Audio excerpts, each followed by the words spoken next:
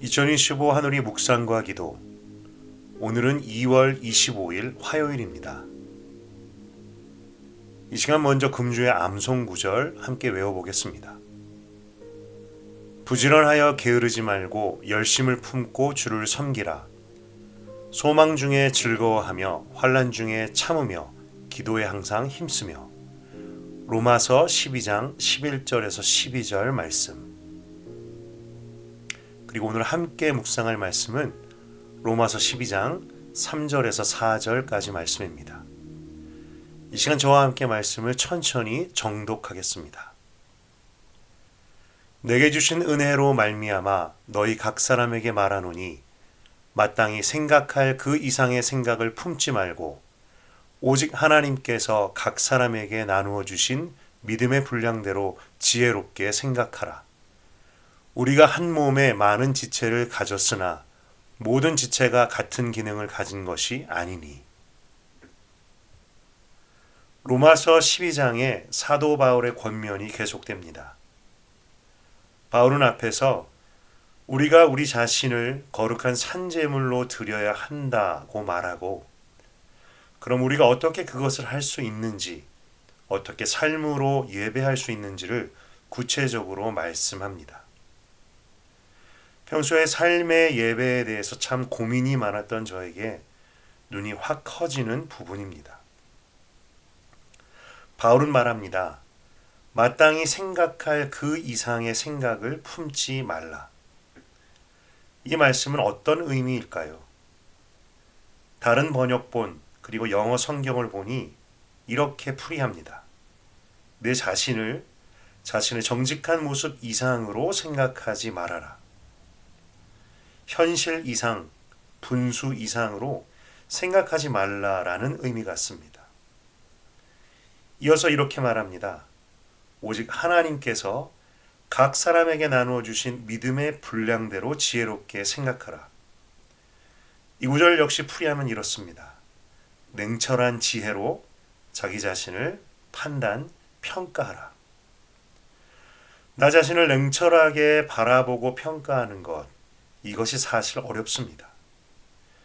우리는 둘 중 하나를 하기가 쉽습니다. 하나는 자신을 과대평가합니다. 그리고 욕심을 부립니다. 반대로 자신을 너무나 작게 과소평가하기도 합니다. 이것은 자신감이 없고 열등감으로 가득한 모습이기도 합니다. 둘 다 우리가 자주 범하는 실수이지요. 정말 나 자신을 정직하게 볼 수 있는 것은 큰 은혜라고 생각됩니다. 나를 정직하고 진실되게 보는데 정말 주님의 은혜가 필요합니다. 그런데 사도 바울은 자신을 냉철하게 판단하는 기준과 동기를 내가 받은 믿음의 분량대로 라고 말합니다. 각 사람이 다르게 그 믿음의 분량을 받았다는 것이지요. 모든 사람이 같은 믿음의 크기를 가진 것이 아닙니다. 믿음이 작은 사람도 있고 큰 사람도 있습니다.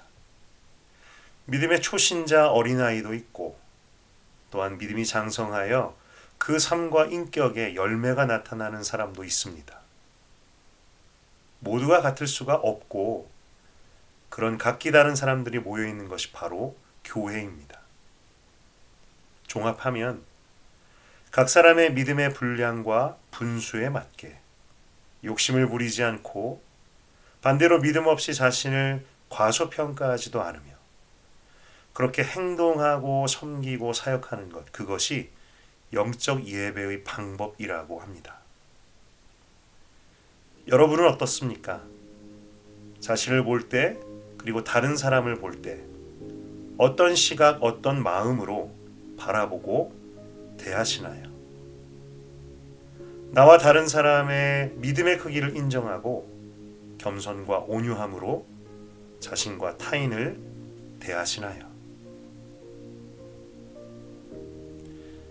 이 시간 잠시 묵상하는 시간을 가져보십시오. 오늘 본문 말씀은 당신의 삶에 어떤 의미가 있습니까? 이 말씀을 어떻게 당신의 삶에 적용할 수 있을까요?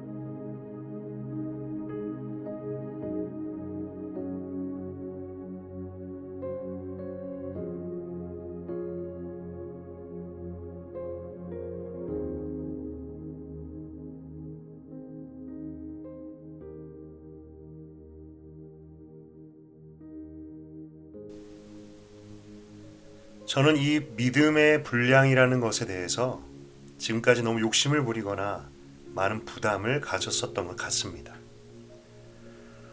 워낙에 성경 말씀 속에서 그리고 교회에서 믿음을 강조하다 보니 믿음 없이 행하는 모든 것이 죄가 되고 하나님을 실망시켜 드리는 것이 된다는 것으로 인해서 나 자신을 믿음에 대해 푸시하고 몰아붙일 때가 참 많았습니다.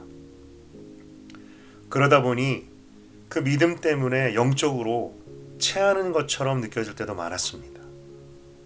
나에게는 그만한 믿음의 분량이 없는데 그렇게 해야만 할 것 같아 자신을 너무나 몰아붙였던 것이지요. 정말 나 자신을 정직하게 볼 수 있는 지혜 그리고 그런 은혜가 필요합니다.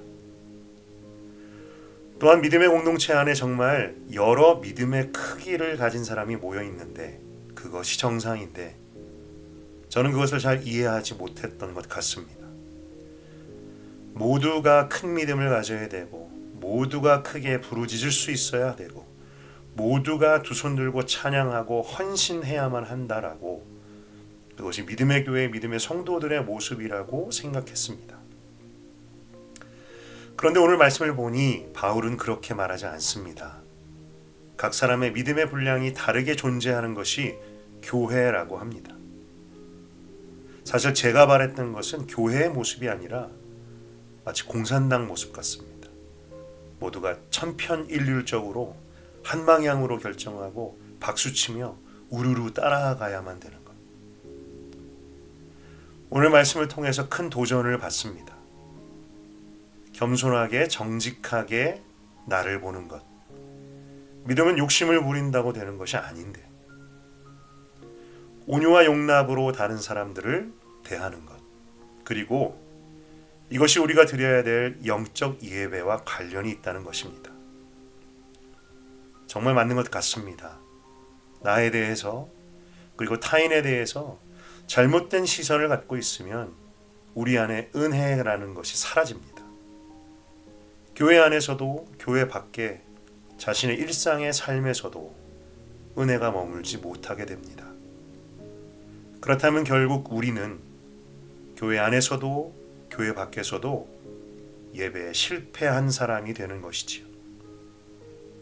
하나님께서 말씀해 주십니다. 겸손, 정직, 온유, 그리고 용납. 제가 청년들을 섬기고 청소년들을 섬길 때에도 그리고 나의 가족들을 섬길 때에도 일터에서 만나는 사람들을 대할 때에도 그것이 제가 삶으로 드리는 영적 예배의 첫걸음이 된다는 것을 배웁니다. 저도 꼭 그 예배에 성공하고 싶습니다. 당신의 기도는 무엇입니까? 이 시간 개인적으로 기도하는 시간을 가져보십시오. 나 자신의 모습을 있는 그대로 보고 내게 주신 믿음의 분량대로 행하고 섬기고 일하게 하소서. 다른 사람의 모습을 겸손히 용납하며 그들을 섬기고 사랑하게 하소서. 그렇게 나의 일상이 예배가 되게 하소서. 교회 밖 일상의 삶 속에서 예배에 성공하는 사람 되게 하소서.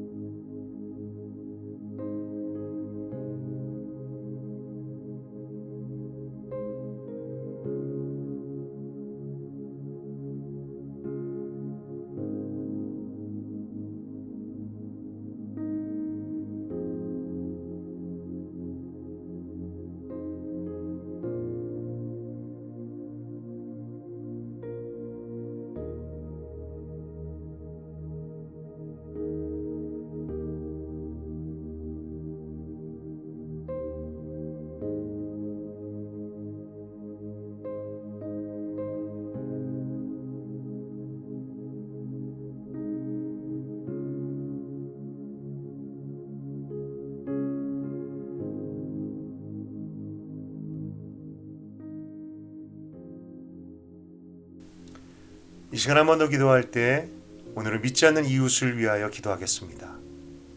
우리 주위에 예수님을 믿지 않는 이웃들이 있다면 그들의 구원을 위하여 기도합시다. 주님, 아직 예수님을 알지 못하는 누구누구를 불쌍히 여기소서. 그들을 향한 복음의 통로를 열어주시고 주님의 능력으로 그를 만나 주소서.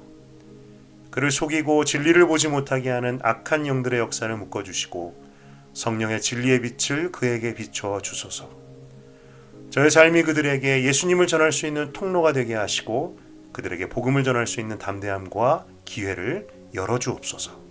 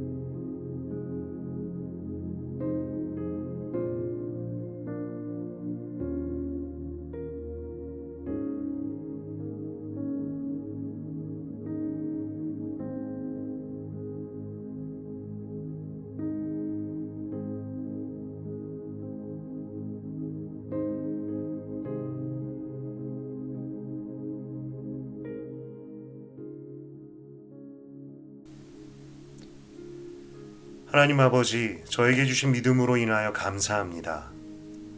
다만 그 믿음을 소중하게 여기며 또한 다른 사람에게 주신 믿음도 귀히 여길 수 있게 하옵소서. 저의 믿음이 그렇게 크지만 않습니다. 그런 마음으로 다른 이들의 믿음을 판단했던 것을 용서해 주세요. 삶으로 드리는 예배가 어떤 것인지를 배웁니다. 정직, 겸손, 용납과 섬김을 통해서 저도 우리도 삶으로 드리는 예배에 성공하게 하옵소서. 하나님 아버지, 또한 이 시간 우리가 올려드린 이름을 기억하여 주시옵소서.